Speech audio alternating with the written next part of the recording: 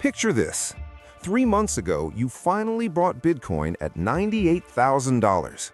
Your coworker wouldn't shut up about it, your friend supposedly turned $500 into $50,000, and you were tired of sitting on the sidelines. And now, you're watching it drop 20% and lying awake at 2 a.m. wondering if you just made the biggest financial mistake of your life.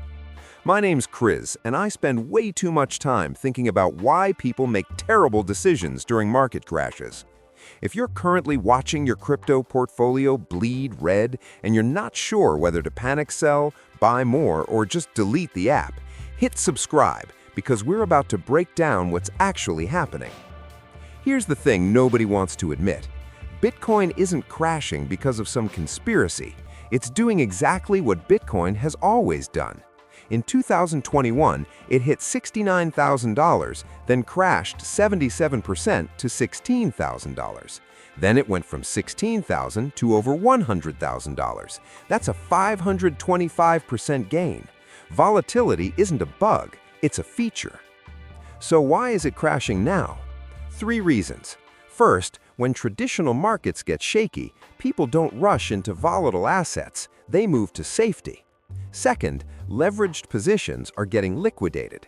Over $2.5 billion in leveraged trades were force sold in 48 hours, creating a cascade that has nothing to do with Bitcoin's actual value. Third, regulatory uncertainty makes people hesitate, and hesitation leads to selling. Here's what most people don't realize. The best time to make life-changing money isn't when everyone's excited, it's during moments like this, when everyone's scared. In November 2022, when Bitcoin was at $16,000, everyone said it was going to zero. That was the exact moment smart money was accumulating. Now look, you have 3 options. Sell now and move on if you can't handle the stress. Hold what you have and wait it out. Or dollar cost average more during the crash. But here's what you absolutely should not do. Don't check the price every 5 minutes. Don't panic sell at the bottom, and don't use leverage thinking you'll make back your losses faster. The investors who make generational wealth aren't the ones who never experience crashes. They're the ones who understand crashes are part of the process. Bitcoin has been declared dead hundreds of times. Every single time it came back stronger. So yes, Bitcoin is crashing, but it's not because something's fundamentally broken. It's because that's what Bitcoin does.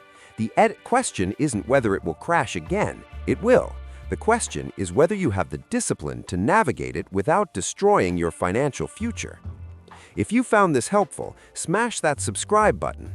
And remember, this moment of pain is probably setting up your future opportunity. You just have to be patient enough to see it through. I'll see you in the next one.